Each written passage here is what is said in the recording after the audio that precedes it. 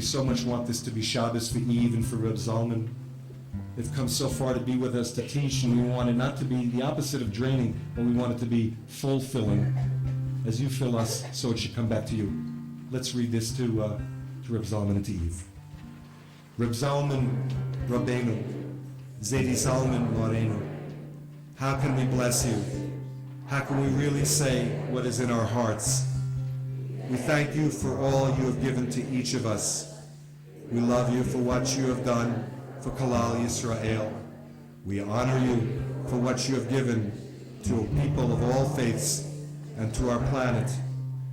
We ask the Holy One to guard you, Eve, your children, and keep you, bring you shalom, health, lots of nachas, simcha, and a long, long life from 82 to 120, l'chaim, amen, baruch atah Adonai, Eloheinu melech ha'olam, shechalak mechachmato lir'av, amen. La la la la la la la la la la la la la la.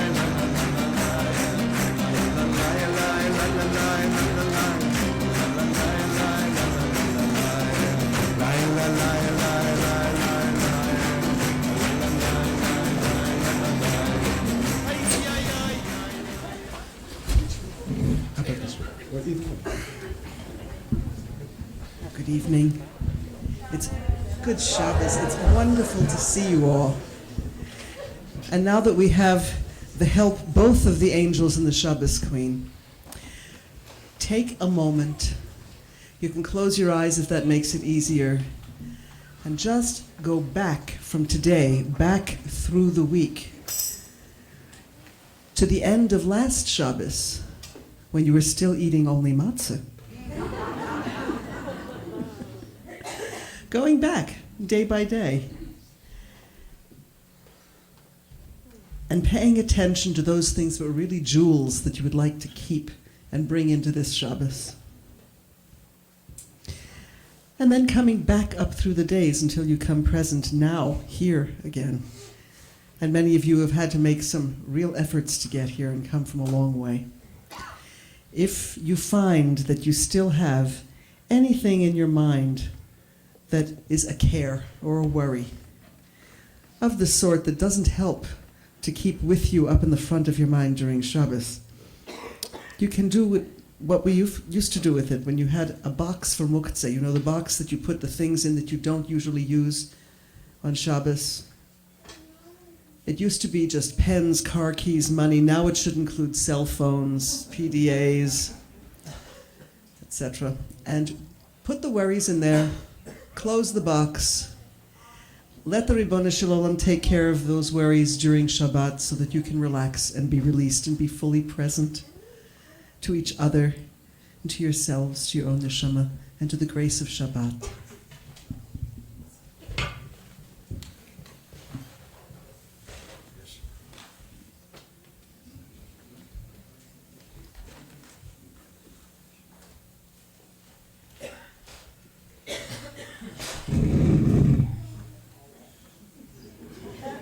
I can lean on this one. That one I can't lean so well. Well,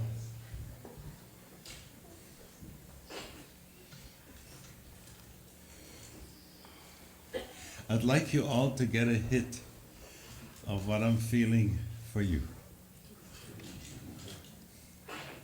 It is so wonderful to be here.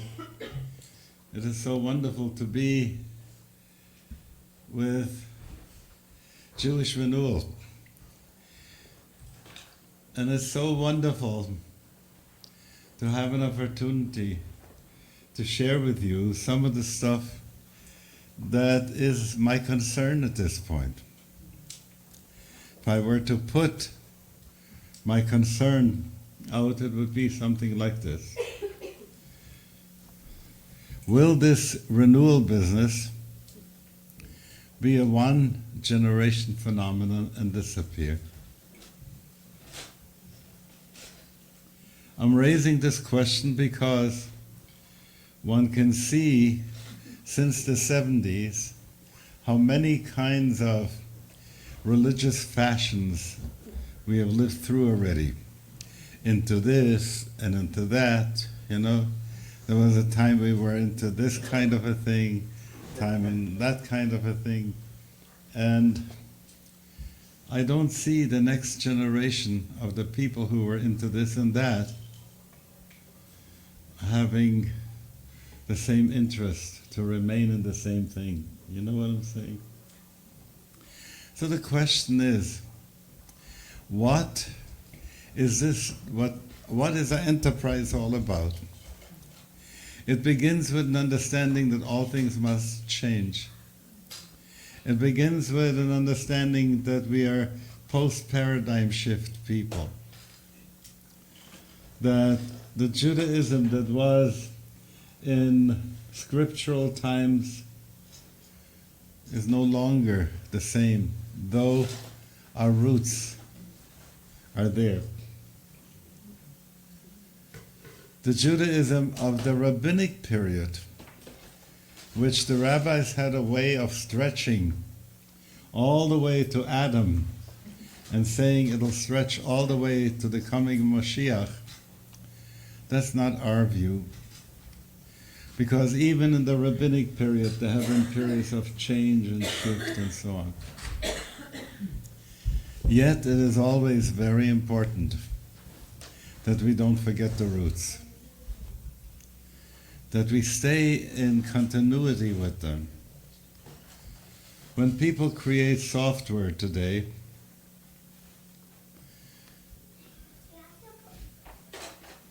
computers and so on, they have to make sure it's going to be downward compatible, that the old files will still run on this machine. Because these old files come to us by experience, by tradition, and we believe from God. So we don't want to lose those old files. And the capacity to be able to read them, to learn from them, to use them for us, has to be maintained. At the same time, how would I say, the thought processor of today is not the same thought processor that was 100, 150 years ago. We have a different mind operating system now than we had before. Once you see and recognize that this is the case, then you see that there are some updates necessary.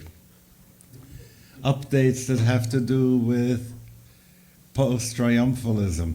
That's to say, we no longer believe that Judaism is the only true religion that there is, and that God does not manifest with the Goyim.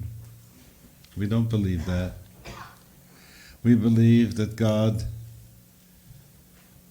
and her and His loving kindness manifests for people wherever they are, in whichever environment. A Torah. Sometimes it comes in one form, sometimes comes in another form. And that's an update. Because if you want to say the Jewish Mac couldn't read any window files, and now it can. Do you see what I mean by saying we are post-triumphalist? We're feminist in the sense that women are also counted in a minyan, and not only also counted, but how necessary it is for us to begin to read the white letters of the Torah besides the black letters of the Torah. That kind of integration. We are part of Gaia, and every religion, every tradition is a vital organ of the planet. And if somebody's going to say everybody has to be Jewish, it's like saying the whole body has to be made from liver. You know? that it shouldn't have any bones, it shouldn't have any stomach and air and so on and so forth. So once you get the idea of this integralness with which we are, then our animamin, our credo, has been updated. It was also necessary to make sure that the downward compatibility should be there. I'm wearing this Streimel. In a way, I can make almost a shechionu. I just got it from Israel. But would I say that this is the way I usually walk around? The answer is no. It's for this occasion, because I want to tell you something else. After I was here a couple of years ago, my son Baria got married in Israel. And on the way back home, I stopped in the Ukraine to visit the gravesites of the Baal Shem Tov, the Maggid of Mezrich and Reb Zusha, Reb Pinchas Koritza, Reb Nachman and Reb Nosson. What did I want to do there? I wanted to make sure that the tree of Jewish renewal will be grafted on to the stem of that tradition, so that that vitality that came through those roots continue.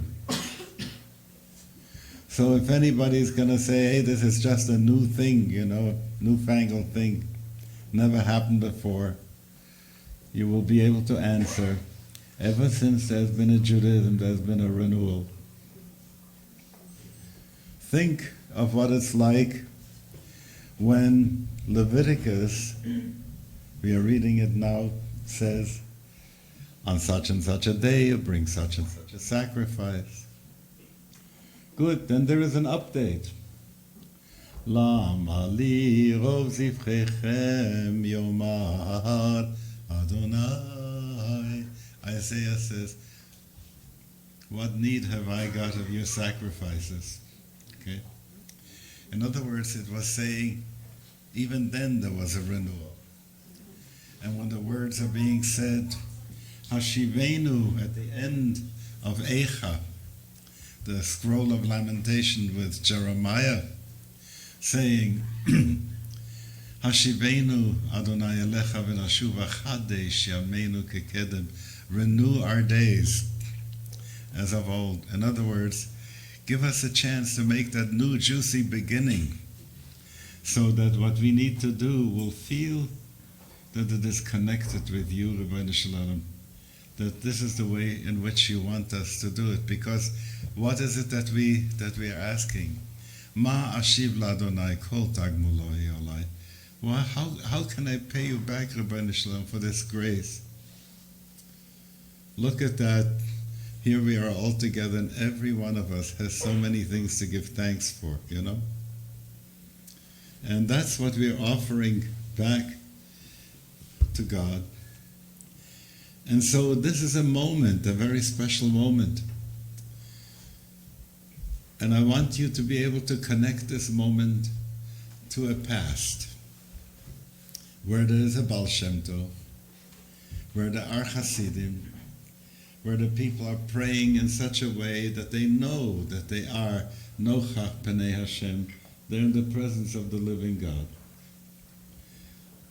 So it's not a sense that they're doing a prayer because you gotta do it out of a duty. I have to recite 130 pages in the Ketav Siddur, That's not the point. The point is, I have an opportunity, Shifchi Kamayim Libeich Nochach Pnei Hashem, to pour out my heart like water before God and to make this happen.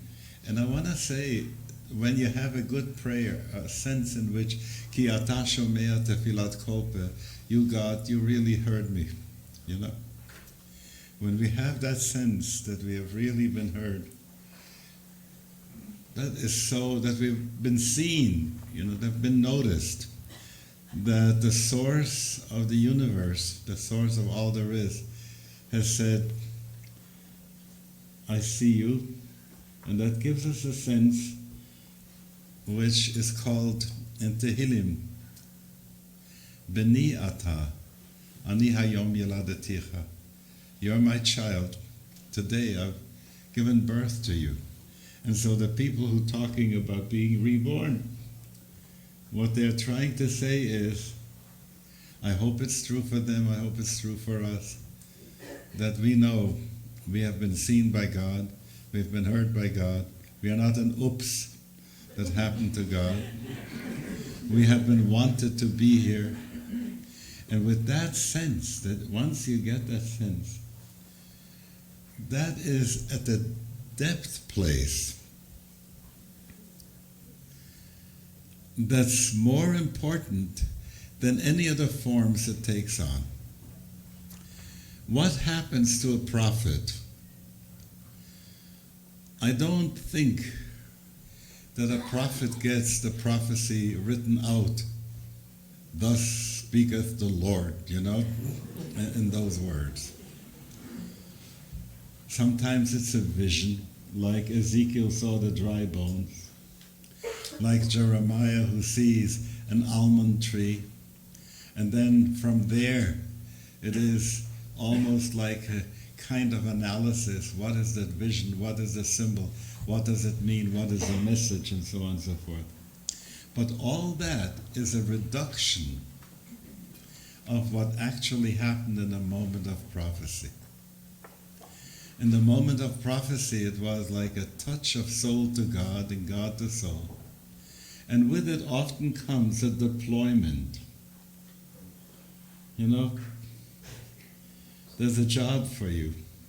You're integral to this planet, you're integral to this world, and the job that you have to do in order to be a healthy cell to this organism is to share with all the other cells of that organism in a good way.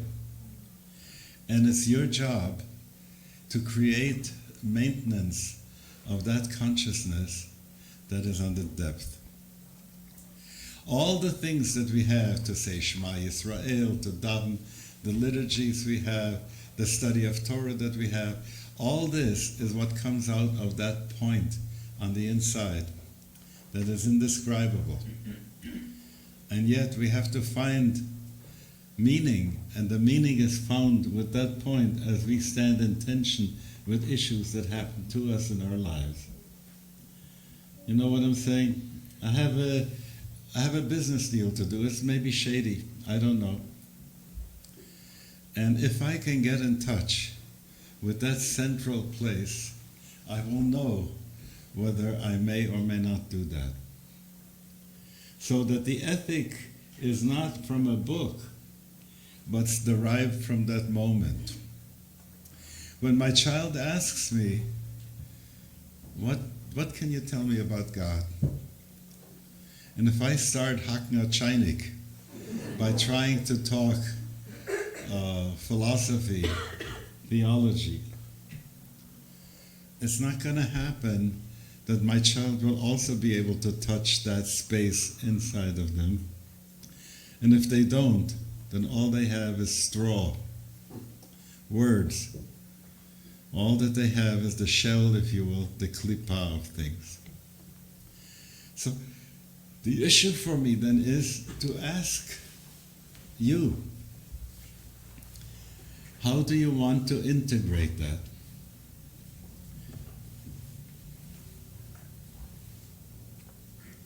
Let's backspace about 150, 200 years. You're growing up somewhere in Eastern Europe or in Morocco, doesn't matter. You know when you wake up you're going to say Modeh Ani in the morning. You know when you're going to do all these things, going to put on film, going to keep Shabbos, and going to do all these kinds of things. And it's very, very, very clear what you have to do.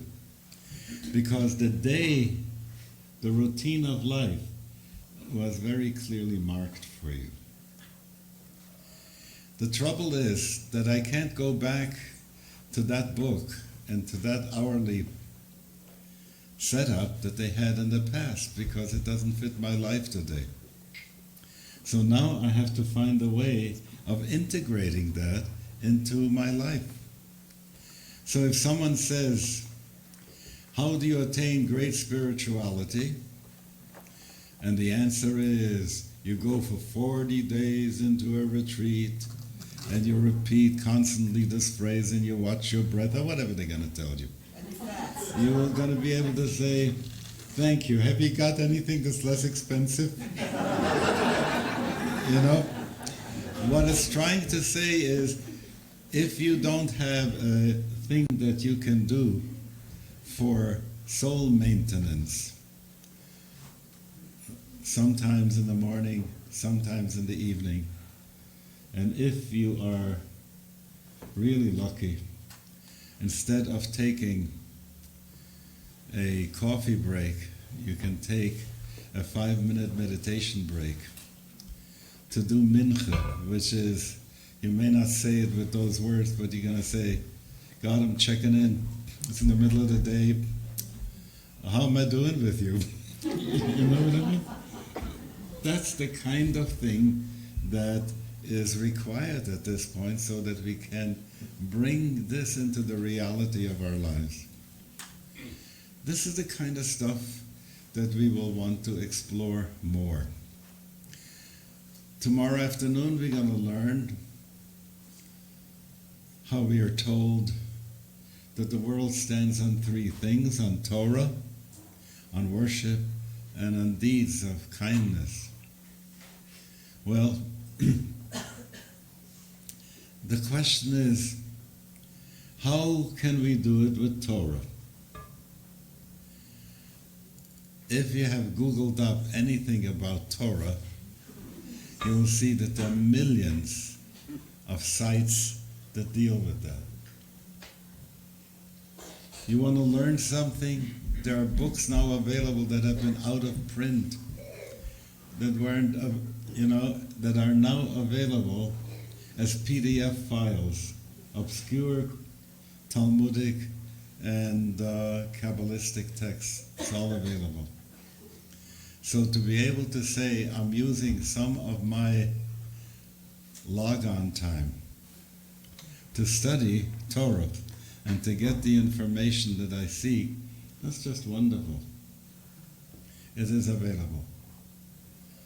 For Gemilut Chasadim, oh my God, there's so many things that are awaiting for us to be able to put aside an extra $1 or something and to lend a hand where it is needed. We aren't yet finished with New Orleans. The places where the settlers had been removed from, those people, those families still haven't got new homes and they could use help. Do you see, all over there are people who need help, and whatever you feel that you can do in order to make it happen, do it as a mitzvah, and that's clear. The one thing that hasn't really gotten settled is how to do the worship, daven, and the spiritual connection work, and this is what we want to explore this weekend. You will watch how it goes with the davening.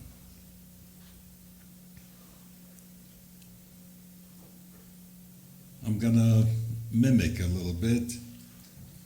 Congregation be seated. Congregation rise. Turn to page so-and-so for the responsive reading. And what happens is that when we do it in this way, sure, I'll do it. Turned off the head, turned off the heart, ready, Ashrei, whatever it is, I'll read it, okay? Be seated, sit down, get up, sit down, all that, I'll do it all, as long as I don't have to think about it.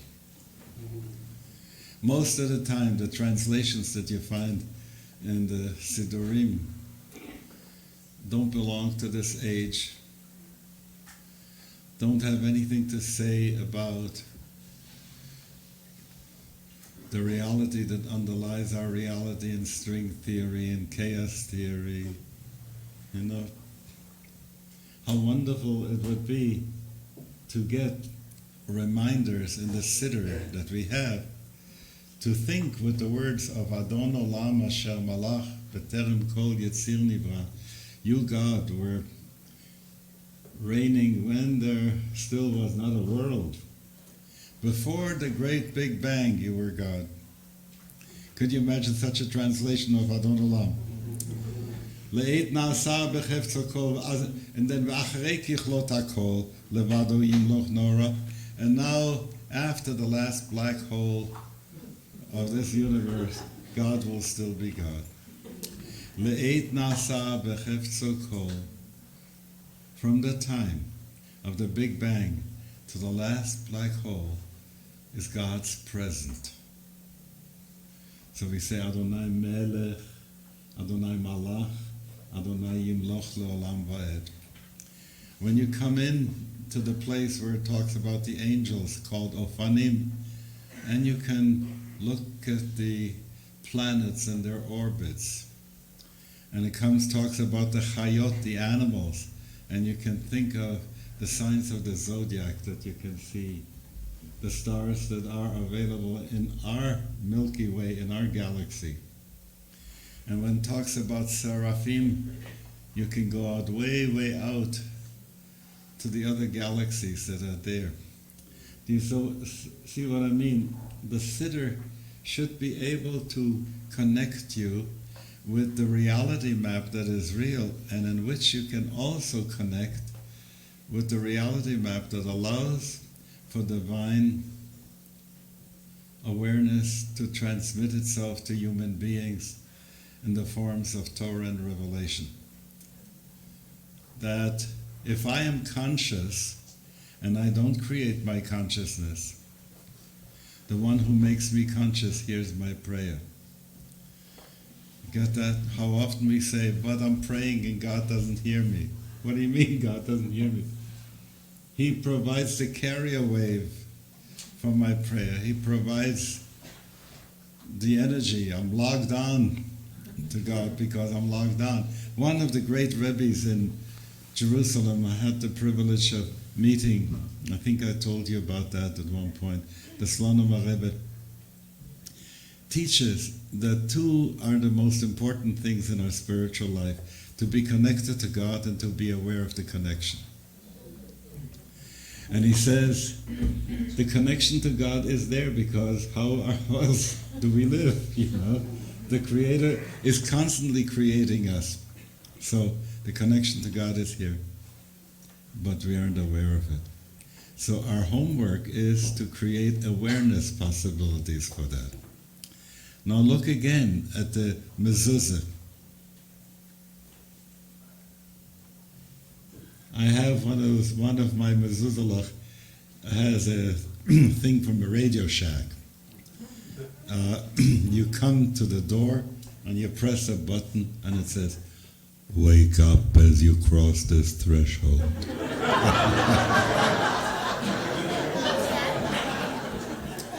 you see? But that's what the mezuzah is about, you know? So when my daughter said to me, "Abba, when you're asleep, you can wake up, right? When you're awake, can you wake up even more?" And the tzitzis are leman tizkaru, in order that you become aware, that you remember. That you connect with that member again, yeah? And then you can go to the tefillin and to all those things that we have that are these consciousness lifters, that are reminders and say, check in there. There is a Rebbe, he passed on some years ago, Reb Aryeh Hirschfield, who wrote a book in which he describes 32 commandments you can fulfill with sheer consciousness. You know, most of the time we hear about the commandments that you have to do this, you have to do that. But 32 ways in which you can, did it. You know what I mean? Wink at God in one of 32 ways and connect in this way. So, when we are going to continue now with chanting and with davening, and especially when we come to the Amidah, go to that place as close as you can, to that place that you felt alive in you, that spark that you felt alive in you when you had a moment of theophany. And see if you can touch that place. Because everything else, if you have access to that place, and it's not going to be steady, intermittent is also good, you know. But sometimes to get into that place, which we have called Shiviti Hashem Lenegdi Tamid. I have set Hashem facing me all the time, and that's that moment when you get in touch with that, it can be guiding as to how to deploy your time. I'll tell you one more thing.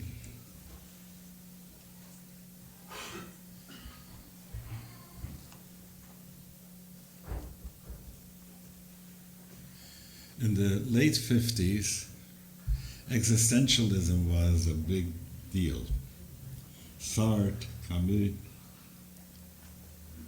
Kierkegaard, and people were using these things, and they were pointing out, since they were atheistic existentialists, they said that for every act that I do, I'm responsible. Totally responsible. You can imagine what that's like, to feel the burden that everything that I do, I'm totally responsible for.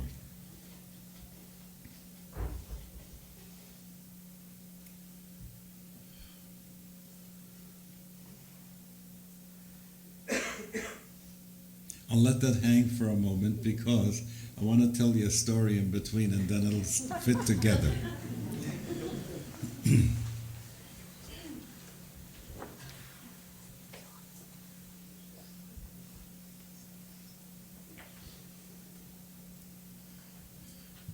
There was the time when the Bolsheviks were persecuting people of religion. And my Rebbe, Rabbi Yosef Yitzchak, had been arrested by the Yevsektia of the GPU, of the secret police, the Jewish section, and they were dealing with the question of how can we make sure that he won't be doing the religion thing. And they're pressuring, and a guy comes with a gun and holds the gun to him and says, "This will persuade you if nothing else can persuade you." And the Rebbe said to him, "If I had many gods to serve and only one world to serve them in, I'd be persuaded by your persuader. But I, who have only one God to serve and many worlds to serve him in, I'm not persuaded by your persuader." Now think about this for a moment from that place. Everybody would like to have a piece of you. This one, the boss, this one, the relatives, this one. You know, so many people, each one has a lien on you. And then you find yourself in a situation where you cannot manage to satisfy all your creditors. So how are you going to handle that? So one way is to say, Rabbeinu Shalom, I'll tell you what, I'm going to do it your way, and I will be only responsible to you. So when something comes up to press you, you can then say, good, that'll go on the list, I'll see if God tells me to do that. Can you imagine what that would mean in your life if you could make that shift? So this is what we're talking about. What are the practices that are going to keep you in this place during the week times? Because it really is not enough to come once a week to a service Soul maintenance requires that you do something of that stuff every day. But it's very hard to do it alone. When you do it alone, you go into your bubble. When you go into your bubble, you don't even think that God gets into the bubble with you. You know what I'm saying? I'm doing my silent, private thing, and so on. So, imagine I ask this person, tell me, what's your spiritual stuff? You know, he's been around, he's taken workshops and so on and so forth. Oh, I do Aikido, I do yoga, I do Vipassana, I do this, I do that. And I say, how often do you do it? I say, well, you see, I'm not really, I need some time to spend with my family. I need to give them some quality time. Oh, how wonderful. How much quality time have you got with the family? Oh, yeah, I'm not together enough. Right? So, not having done the yoga and all the kind of stuff, he isn't together enough. And with the family, he doesn't spend the time either. So what would be if he would do all these spiritual things together with the family? Then all of them would have the spirituality and quality time. That's the reason why I like to talk about socialized meditation. You see, when two people, for whatever time you have, to sit together, let's say at the end of the day, and say, how was it for you, how was it for you, and so on and so forth. You're already meditating over the day, in a way. And if in the morning you are together and you spend some time reminding each other, or to open up a book that has prayers and say, from ever you loved us into being, Lord our God.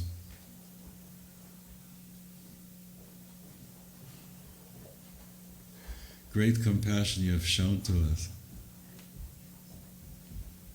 Parent, good parent, for the sake of our ancestors who trusted in you. And they lived by how you showed them to live life. We ask you to show us also how to live life in your presence. I'm just quoting from the Ahavat Olam of the Shachrit service in the morning. But if you can do a little bit of that sharing with each other, or one of you sits and provides the audio. You read, the words.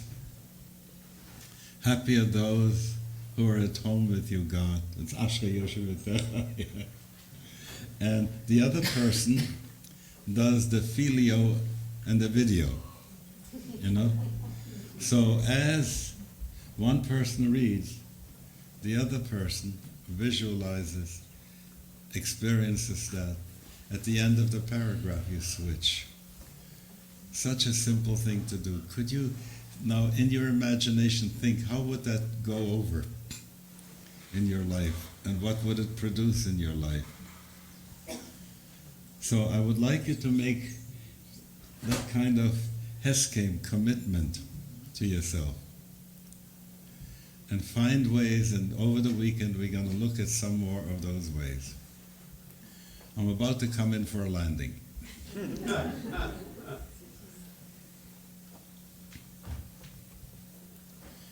Hineni mukhan umezuman, Hineni mukhan umezuman, Hineni mukhan umezuman, לקיים מצוות עשה, כמו שכתוב בתורה, הנני מוכן ומזומן.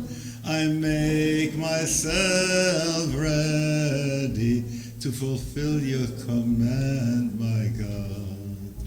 You told us, וספרתם לכם ממחרת השבת, מיום אביכם את עומר התנופה, Sheva Shabbatot, 7 weeks you will count to their completion. And do this to prepare for the Torah. So, Baruch Atah Adonai Eloheinu Melech HaOlam Asher Kiddishanu B'mitzvotav V'tzivanu Al Sefirat HaOmer Hayom Achad Asar Yom Shehem Shavua Echad Ve'arba Yamim LaOmer. Today is 11 days. It is 1 week and 4 days to the Omer. We are dealing with Netzach of Gevurah, which means what? It means the expertness to do it right, Netzach, to get it done, Begevurah with strength, okay? So remember, we are anchoring your intention to make those reminders and to take care of your own soul's maintenance in the weeks to come by things that you already know and things that you want to know and learn yet about, and you will do that. And then we can say, Ve'yal yedei zeh yushpa shefarav, yushpa shefa shefarav bechol ha'olamot. And by this means great flow will come down from heaven and invigorate us. Ve'al yedei zeh yushpa shefarav, yushpa shefarav bechol ha'olamot. Ve'al yedei zeh yushpa shefarav, yushpa shefarav bechol ha'olamot. Nu Marif. Let's do Marif.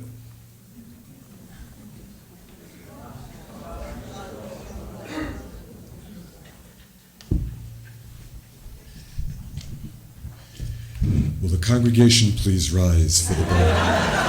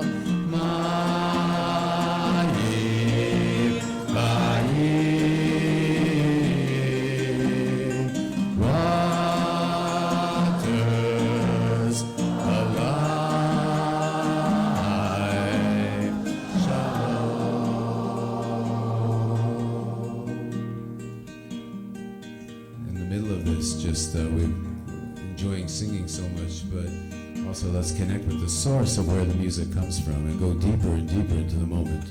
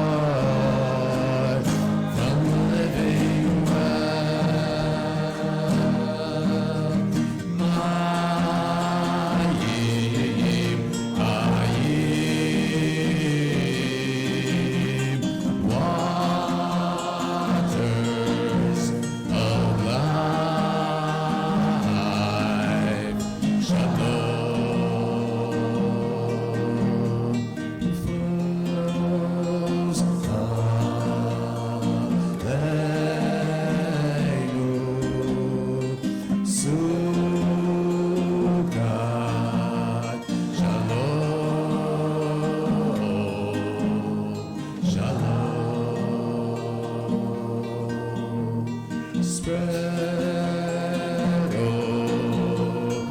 ras,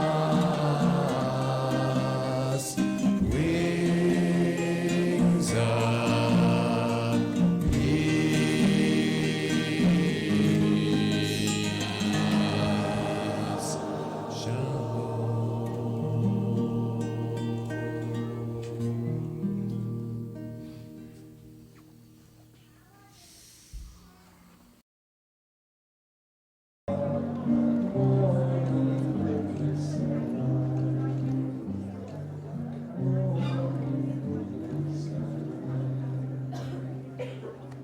That there were some students in the time of Rabbi Akiva who were not really paying attention to this.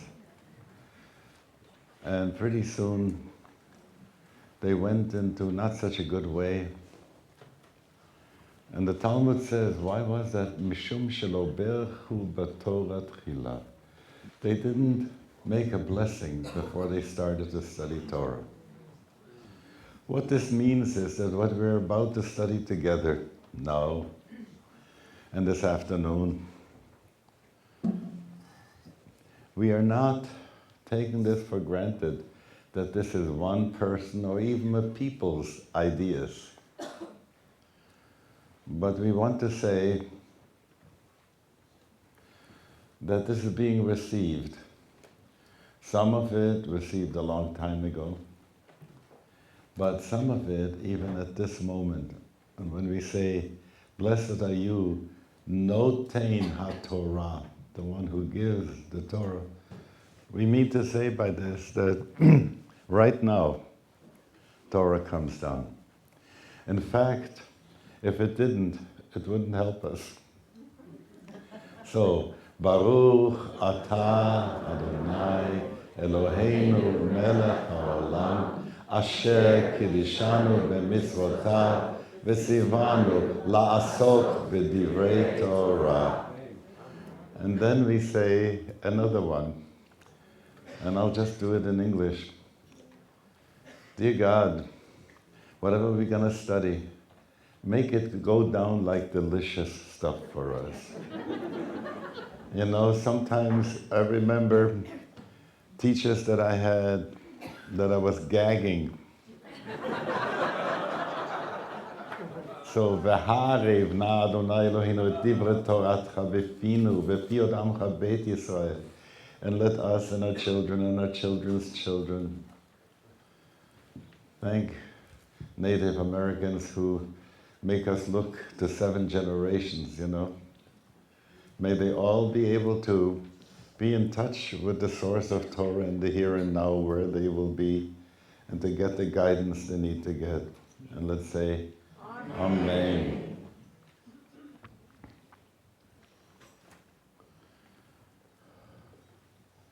So there's a sentence, I wish to treat that sentence the way in which we would hear this in Hasidus. When you listen to a Rebbe giving a teaching, a Ma'amar, what is the attitude with which you hear that? You realize that the words are going to be the same, but the place where those words will apply is going to be on a different plane. It's just so wonderful to hear how many states you're come from, yeah? We're going to a different state. In fact, there are lots of people here right now, but you know, we have to treat it as if each one is an individual here alone, because being imparted a secret. That's what you call the inner teachings. You call it sod. There's pshat, simple meaning, remez, that which is hinted at, drush, the extrapolation of meaning from the sentence, and then the secret.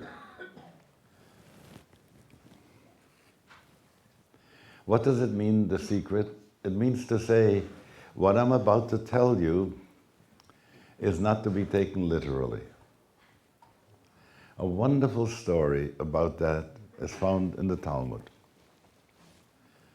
One student asked his teacher, Mehechan nivreit ha'orah, how did God create light?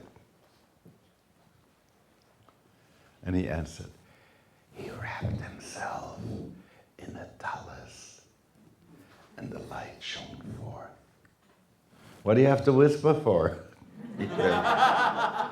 It is already halo mikra maleh amar katuv note or kasalma note shamayim kayeria.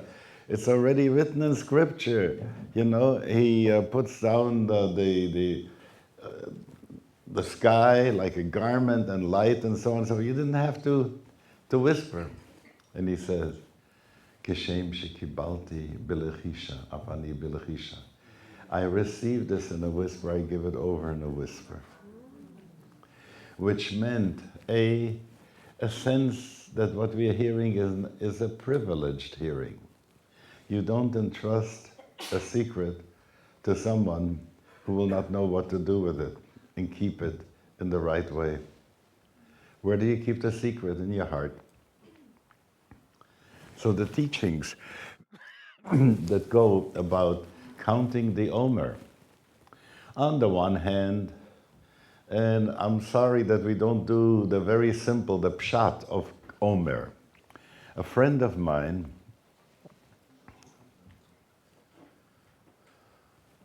Everett Gendler was a rabbi in Massachusetts. He also had a field. So around Purim time, he planted barley or wheat. And Pesach came, and at the end of the first week,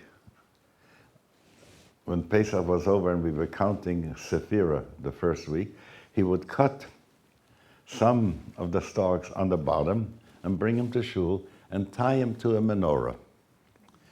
The next week, there were several inches more. And he did that. So that by the time Shavuos came, the ripe barley was on the 7th branch of the menorah. You know? And that's so wonderful because that's what the Pshat is about. It deals with living on earth, watching things grow, and bringing that to God in each case. The psalm in the Hallel says so beautifully, Ma ashiv ladonai kol tag molochi olai.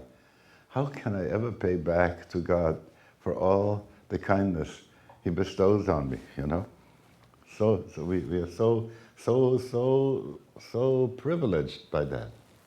So that each time we give a little bit back. You bake challah, you take a piece of the dough and put it aside. And all these kinds of things are called tenufa, an uplifting. I like to say, when people talk about sacrificing something, don't think about having to be deprived. Think of giving up. Yeah? And that's a whole other attitude. So these are on the simple level, that's what the Omer is about. And when the end of that season was there, we could go already and pick the first fruit. And instead of chappen and eating it up yourself, you take it up to Yerushalayim and you eat it in the presence of God, the Bikurim. And you say, this is, if you had a mouth, I'd feed you. Please use my mouth so I can feed you. You get the idea? That is sacramental, sacrificial eating. Okay. So then it says that you must count, usfartem lachem, mimochot haShabbat, from the morrow of the Yontif, in other words, from the second day of Yontif on, Sheva Shabbatot temimot tiyena, there should be 7 Sabbaths complete, ad mimochot hashviit, tisperu chamishim yom, until the day after when you can count the 50th day. So from this day, we have started to do Sfirat HaOmer, to really count every day what's going on. So last night we counted 11 days since the day after the first day of Pesach.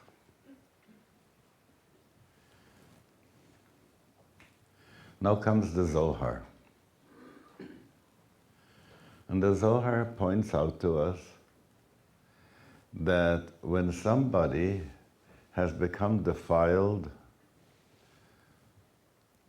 by a flow from the body that is not a healthy flow, there have to be 7 days, clean days, counted afterwards.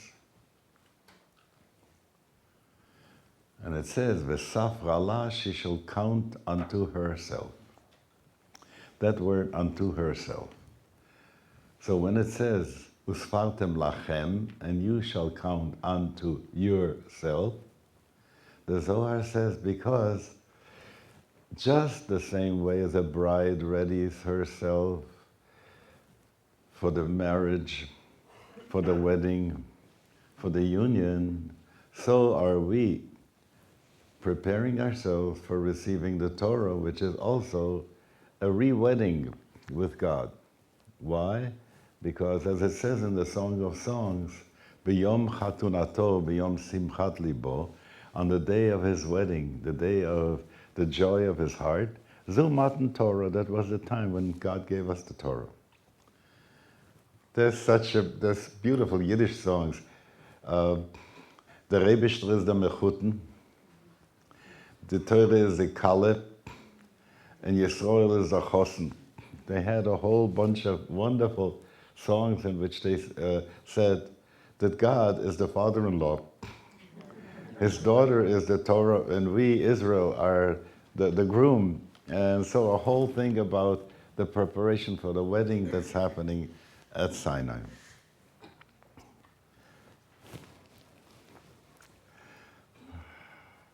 Once I was sitting with a Jesuit, and he was saying, you people have the law, we have grace.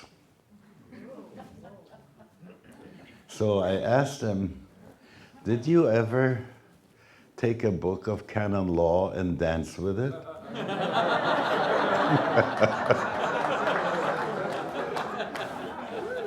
You know, the point I wanted to make, whenever somebody thinks about we are the law, you know, instead of thinking that this is our wedding present, you know, this is a celebration and so on and so forth.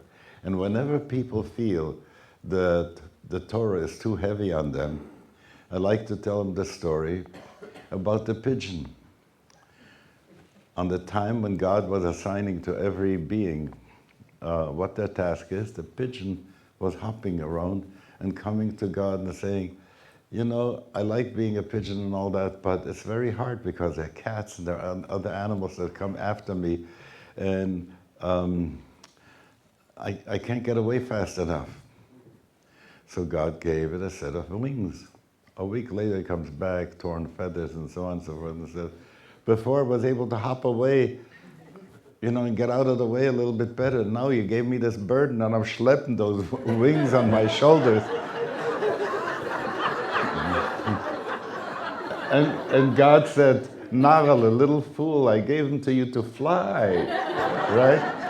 So when somebody says, schwer zu sein Ayid, you know, it's because they're still hopping, you know, and they haven't taken on the other part with to fly. So you get to see what a simcha this is and how we have to prepare. Now, how do you go ahead and prepare? If you get a sense of what it was like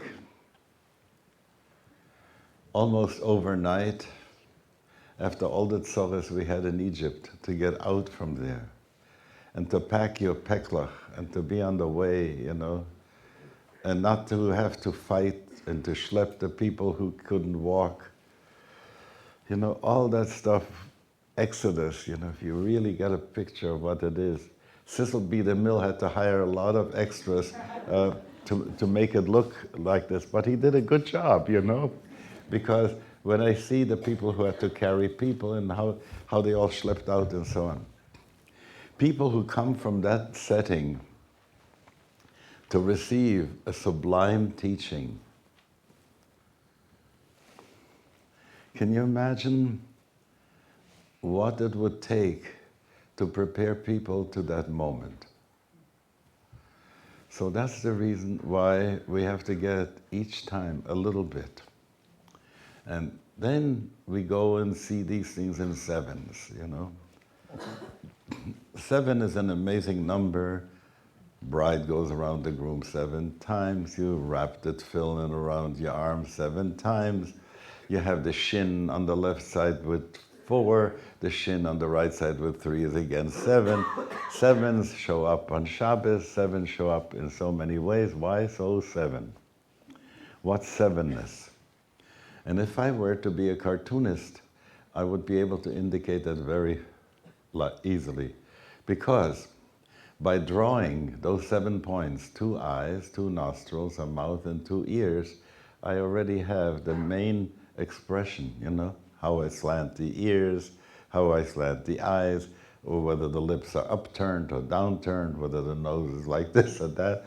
One could tell a person's, if you will, moment of where they are with their feeling life and so on and so forth. It's on his face. So that's one of the sevennesses. Do I know all the meaning of 7? I don't. But when it comes to take people who have been far, far away in their consciousness, only dealing with survival issues, how do you start? Where do you begin to initiate them? So you begin with grace and with kindness. You see, we in Jewish Renewal have been having a strong argument with the people who are beginning outreach on the Orthodox side. In some ways, I learned from Chabad quite a lot. And that attitude of non-judgmental welcome is the attitude of chesed. But there are some other people who say, no, no, no, not until they keep kosher, keep the Shabbos, and keep all the commandments will I teach them anything more than that, you know. But many people have come from experiences, like you have come from experiences of spirituality outside of Judaism sometimes, from growth centers, from meditation places, from body disciplines, and so on and so forth. So to send people back to square one doesn't make sense. So where do you begin? You begin by saying, "Oi, have I got a goodie for you?" You know? And you offer that. And the baby at the first stage of the baby's life is in the oral phase. It's so good, it's so yummy, it's so yummy. Well, that's good. What happens afterwards? Toilet training. So you have the sense of why we begin. You know, first we say, come to Renewal, do all these kinds of things, you'll enjoy it, it's, you know, it's good, it's going to be freilich. It's like that story, that cartoon about the monk who sits and cries in the basement in the scriptorium, and the abbot comes around and says, "Why are you crying?" He says, "I discovered it says celebrate, not celibate."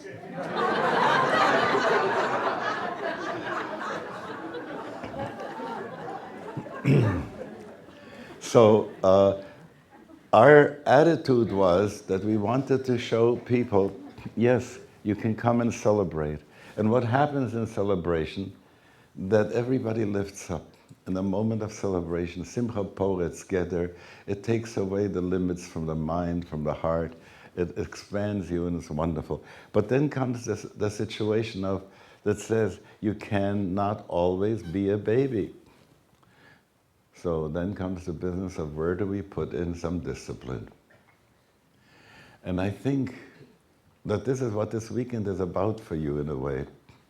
We are meeting during the Sephira of Havurah, which has to do with discipline. and to say, yes, we enjoyed and learned and we have become affiliated and committed to the celebration. But, how do we integrate this? How do we make sure this is not only going to be a Havurah that is led by someone, but a Havurah that collaborates, where individuals make their input and not just wait for someone else. I remember the attitude with which people would come on Yom Kippur to the suburban shul, which would go like this, burping from a dinner like they ate food would go out of style. Go ahead and inspire me. Right? So this is how we operated with this, and now it's not the time anymore for that. This is how we will support each other and inspire one another. Okay? So it calls for discipline. So then, yesterday was a time of adding something to Gevurah.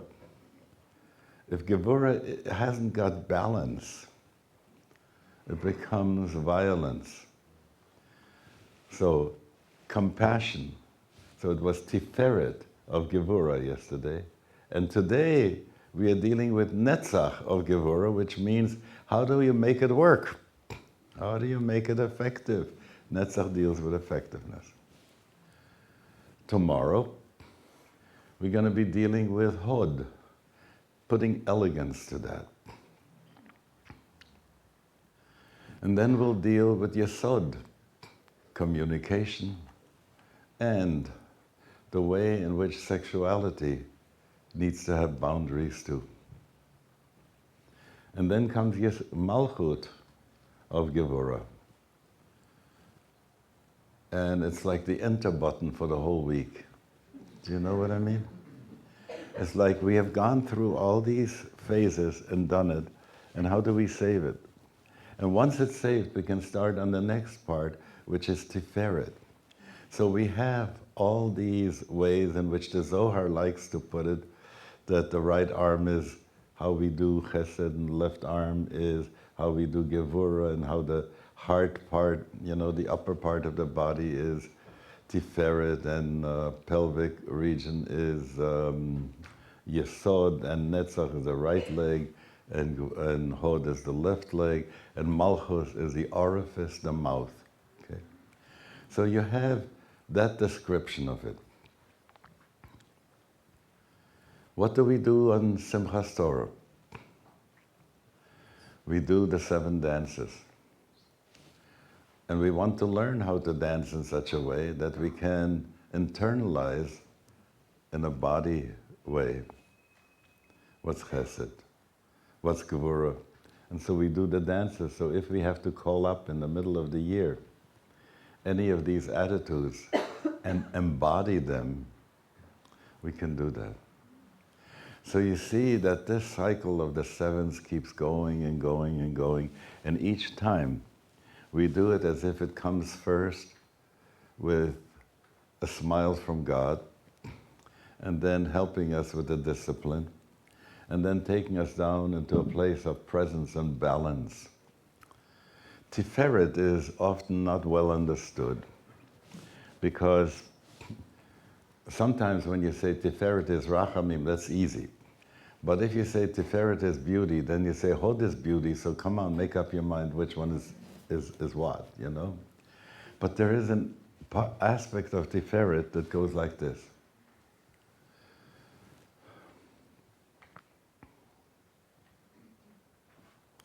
If you can close your eyes and take up a place of looking at the occiput, put your eyes, as it were, at the occiput. Not reversing them, but looking forward from there. And looking at your face from the inside.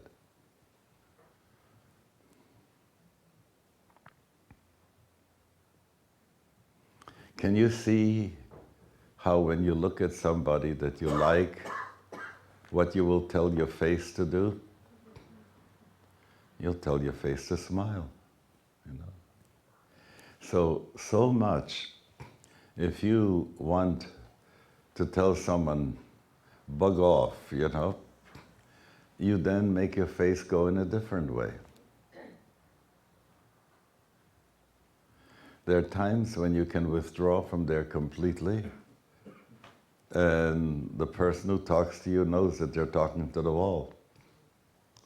You're not there anymore. You have withdrawn.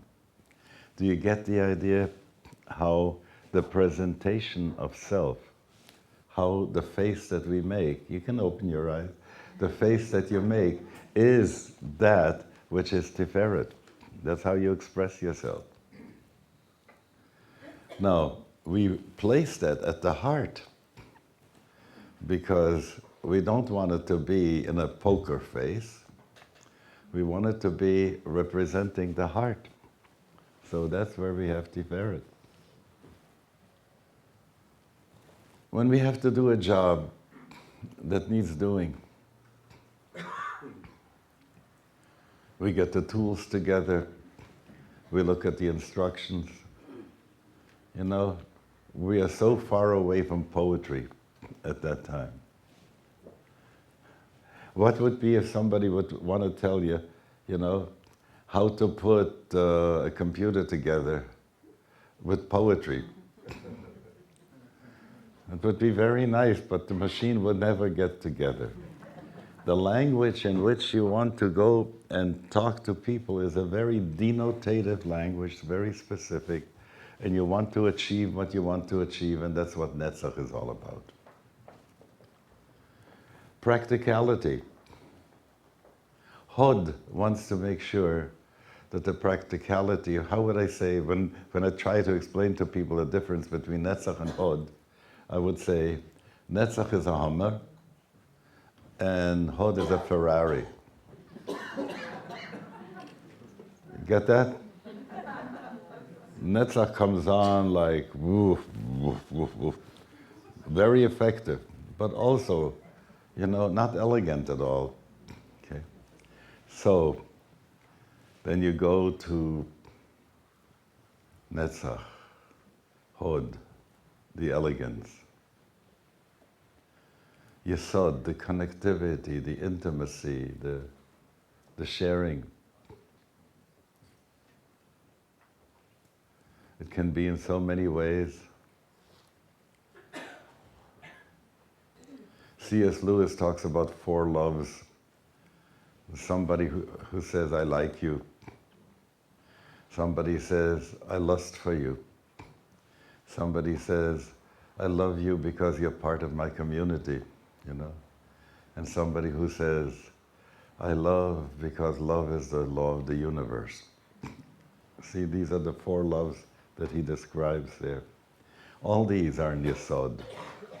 And then finally, you have Malchut. And Malchut is the change agent of everything. It is like one attribute enters into Malchut, and when it comes out, it's already something else. Malchut is like the place where the caterpillar turns into a butterfly. The egg layers, fishes, birds, look how they fly. Look how the fishes swim. I would so watch, if I could wiggle like a fish through the water, you know, instead of thrashing around in order to get there. So they have this wonderful, elegant possibility. And then Friday, the creation of mammals and human beings. And God says, it is very good. So then you have Shabbos, and you see no more work on Shabbos. And what you get there in this situation is that the 7 days of the week are another way of talking about those 7s that you count. So if I were to say, what is it today? It's the Wednesday of Monday. Did you follow me? Okay. Now let me say it in a different way. There's Abraham. Remember Sukkot, the guests that come to us? And they represent those 7 again. So there's Abraham and Miriam for the first day. For the second day, it is Yitzchak and Leah. For the third day, it is Yaakov and Hannah. For the fourth day, it is Moshe and Rebekah. For the fifth day, it is Sarah and Aaron. For the sixth day, it's Tamar and Joseph. And for the seventh day, it's Rachel and David. So how would I say where we are today? We're in the Moses of Isaac. Okay? We're in the Leah. No. We are in the Rebecca of Leah. That's right. So you see that by putting all those possibilities there, together with the colors of the spectrum, which is what you have in the tallis, we have those 7s. I'm just going to come in for a landing now. And say, make sure that you check each day according to the quality of the day. See what you learned about that day. See what you have been able to install in your behavior mode of things that come to you from that day. And that's how you're going to count Sphira and get ready for Shavuos.